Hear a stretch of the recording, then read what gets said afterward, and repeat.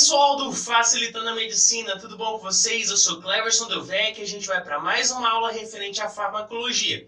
Então, se você quiser receber mais informações de estudo, se inscreve no canal e deixa um joinha aí para ajudar a gente. Então, vamos ao que interessa. Hoje vamos falar dos antinauseantes e antieméticos. Eles que estariam se referindo exatamente a náuseas e aos vômitos. Vão estar ali tentando impedir que esse ato aconteça. Isso já é estudado há muito tempo, há muitos anos atrás, já se tentava impedir uma pessoa de vomitar ou ter aquela sensação horrível de náuseas. Mas para a gente aprofundar nesses fármacos, eu quero diferenciar para você o que é náusea e o que é vômito, porque geralmente a gente confunde para a gente poder entender melhor como que funciona todo o mecanismo. Primeiro, náusea. Náusea é aquela sensação onde a gente sente a boca salivar ali, aquela saliva presente na boca, sente um certo tremor, sente palpitações e principalmente aquela sensação de buraco na barriga, que é exatamente de forma simples a vontade de vomitar. É quando te dá aquela ânsia realmente, aquela vontade ali de jogar tudo para fora. Então isso é a náusea, é a vontade de vomitar, é aquela sensação de buraco na barriga realmente. E o vômito? O vômito é o ato exatamente na hora ali que você expele tudo para fora, tudo que estava ali no seu trato gastrointestinal. Então isso é o vômito, é o ato que você expele, joga tudo para fora. Agora, uma coisa interessante, nem sempre o vômito ele é precedido ali por náuseas. Geralmente em pessoas que têm ali algum trauma, algum problema de trauma cerebral, elas não têm o fenômeno da náusea. Então elas só vomitam, tá ali do nada e vomita tudo. Entendeu? Então geralmente pessoas que têm algum trauma, algum problema que aconteceu. E a náusea ela é importante para quê? Exatamente na conduta. A conduta, você está ali sentindo náusea, você, claro, vai tomar uma posição. Você não vai vomitar na sua cama ou dentro do carro, você vai para o banheiro, vai tomar alguma atitude. Então, a náusea é importante na conduta para posteriormente vem e suceder o vômito. Agora, como que ocorre o processo do vômito? É bem simples. Ali no nosso sistema nervoso central, a gente sabe que existe o bulbo, existe a ponte, o mesencéfalo. Agora, exatamente ali na ponte existe o centro do vômito. E nesse centro do vômito, ele vai ser sensível a alguns neurotransmissores, nesses receptores ali presentes. Por exemplo, vai ser sensível ali aos receptores de histamina do tipo 1, vai ser sensível também aos receptores muscarínicos do tipo 1, serotonina do tipo 3 e neurocininina do tipo 1.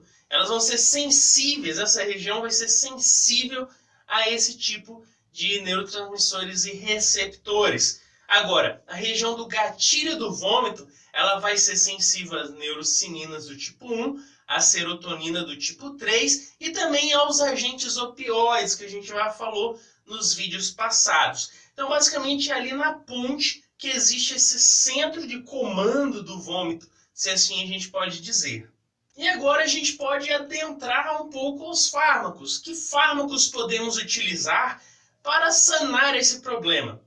Primeiro, a gente pode entrar a um grupo dos androcetron.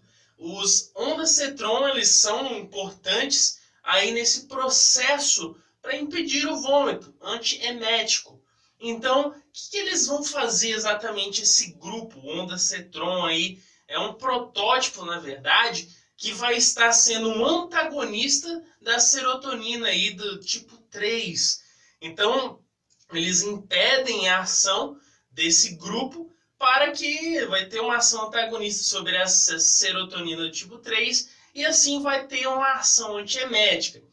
E basicamente ele representa ali várias formas de uso, pode ser cápsulas, pode ser via injetável, soluções orais. Então existe uma gama, uma forma aí de ajudar o paciente que precisa. E as indicações clínicas? Pode ser usado principalmente na endoscopia. É claro, na endoscopia você administra ao paciente para que na hora que passar ali o projétil para fazer o exame endoscópico, a pessoa não tenha ali a vontade de vomitar, expelir o conteúdo estomacal. E claro, isso não é interessante na hora. Então eu administro esse grupo de fármaco que vai dar ali uma ajustada no paciente para ele não sentir aqueles estímulos de ânsia e não vomitar no exame. Mas também eu posso utilizar em pacientes que fazem quimioterapia. Quimioterapia que a pessoa sofre ali, claro, a gente já sabe que é um problema bem terrível mesmo a quimioterapia, com ânsias, com vômitos. Então eu utilizo esse grupo de fármaco para dar uma ajustada no paciente, ele não ter esses vômitos consecutivos. Então pode ser utilizado ou ser uma indicação clínica para esse grupo de pacientes. Agora, existe aí uma grande classe de fármacos que podem ser utilizados além do ondansetron, como também o dolasetron, o palanossetron e também a granisetron. Esse grupo aí pode ser utilizado nos pacientes. Agora, é claro, de fármaco para fármaco vai variar a sua meia-vida. O que é a meia-vida? É o tempo de atuação desse fármaco dentro do nosso corpo. Por exemplo, o palanossetron, ele vai ter uma meia-vida ali entre 40 horas por ali, entre 30 a 40 horas. Isso é uma meia-vida até considerável, vai estar ali atuando no corpo para evitar essa ação emética. E claro, se ele tem uma maior meia-vida, é claro que eu não vou precisar ali ficar administrando constantemente esse fármaco. Deixa ele atuar, depois a gente administra novamente se for necessário. Agora, a gente pode falar do ondansetron também. O ondansetron ele tem uma meia-vida ali um pouco mais curta, bem mais curta que o palanossetron. O palanossetron tem 40 horas. O ondansetron tem apenas 4 horas. Então, eles vão variar ali a meia-vida de um fármaco para outro. Agora, tem um grupo de fármacos que é muito estranho a gente falar nessa aula, porque realmente não tem muito a ver. Mas a gente pode falar dos antipsicóticos. Os antipsicóticos podem ser utilizados aí para ação antiemética. Eles têm certa utilidade nesse meio como antiemético, principalmente porque eles atuam diretamente na motilidade gastrointestinal. A clorprongina, por exemplo, ela pode ser utilizada nesse grupo aí dos nossos antipsicóticos como um antiemético. Por quê? Porque ele vai atuar, como já falei, nessa parte da motilidade gastrointestinal, mas também porque ele tem ali essa atuação, claramente, da motilidade, que vai impedir o quê? O regurgitamento do material que está ali no gastrointestinal, impedindo que o paciente vá e vomite. Agora, ele tem ali vários efeitos colaterais. Por exemplo, a pessoa pode sentir, vai ficar incomodada ali, inquietação, a pessoa sente tremores e galatorreia. Exatamente, a pessoa em usos exagerados pode produzir leite. Então tem esses efeitos colaterais e claramente não é nada desejável. Agora, pode ser utilizado também um antipsicótico atípico. Esse grupo de antipsicóticos atípicos, eles não terão esse tipo de efeitos colaterais. Por exemplo, a olanzapina. Ela pode ser utilizada como antipsicótico para ação antiemética, não vai ter esses efeitos dos que a gente acabou de falar anteriormente, porém ele tem ali efeito colateral também. Mas a sua atuação vai ser exatamente na dopamina ou na dopamina 1 e também na D4, nesses receptores que ele vai atuar. O D2 ele não atua muito, por isso não terá os efeitos colaterais do outro que a gente falou anteriormente. Mas os efeitos colaterais desse grupo dos psicóticos atípicos, basicamente vai ser ali na ação do metabolismo e também efeitos cardiovasculares. Então sempre existe um efeito colateral. Porém, desses antipsicóticos atípicos não vai ser ali tão agravantes como o anterior, dependendo também das doses que são utilizadas. Agora, existe um conceito que a gente tem que falar nessa aula, que é cinetose. O que é cinetose? Cinetose é quando você está ali andando de avião, andando de carro, aquele freia e para do carro, você começa a sentir um enjoo, aquele embrulho no estômago.